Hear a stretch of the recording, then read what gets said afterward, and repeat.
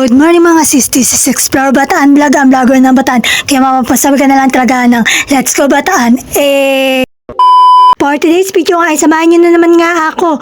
Tama pa, click nga lang tayo sa camera. Fast forward na nga. Nakaligo na nga pala tayo sa mga oras na yan. At tama pakit lang tayo sa camera. At nagmanikuran nga lang pala kami dyan ni nanay.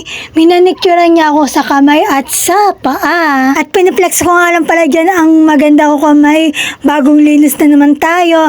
At maya-maya nga ay nag-pray na nga ako at kumain na nga pala tayo sa mga oras na yan. Bili nga tayo ng binatog at bago nga tayo kumain ng binatog ay nag-pray muna tayo at kumain na nga tayo ng binatog niyan. Napakasarap nga naman talaga. Favorite ko na nga yan eh.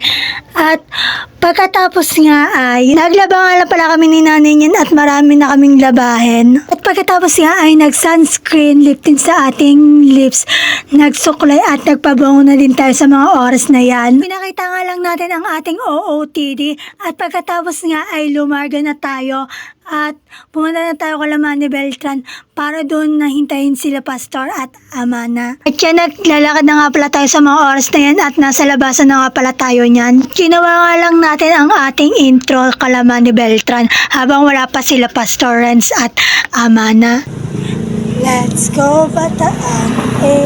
At yan, at tamang pakit lang tayo at nagpakit lang tayo sa camera habang waiting tayo kala Sister Amana at Pastor Renz. Fast forward na nga, nandito na nga si Sister Amana at Pastor Renz at dumating na sila at pupunta na nga kami sa binabaybulan study namin sa Kupang. Fast forward na nga, nandito na nga kami sa may Kupang sa binabaybulan study namin at maya-maya nga ay nag-start na ang aming Bible study dito. Yan nga pala ang tinuturoan nila Pastor at kaming dalawa ni Sister Amana. Katapos nga ng Bible study ay pinag-pray namin si Brother Denden. Well soon Brother Denden, naway gumaling ka na ng tuluyan at lumakas na ang iyong resistensya.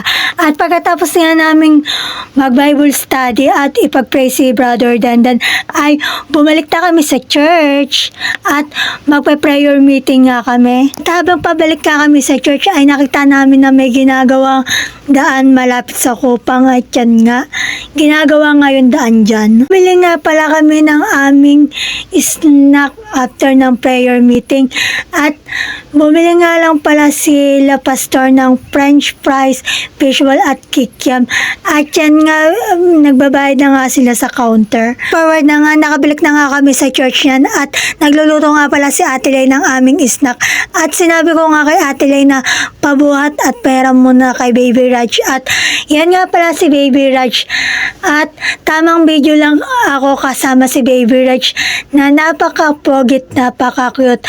Wow! Masyado na nga palang mahaba ang video na to at yun lang naman for today's video.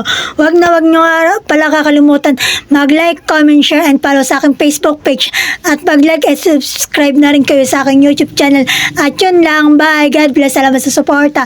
Love you all. Mwaps!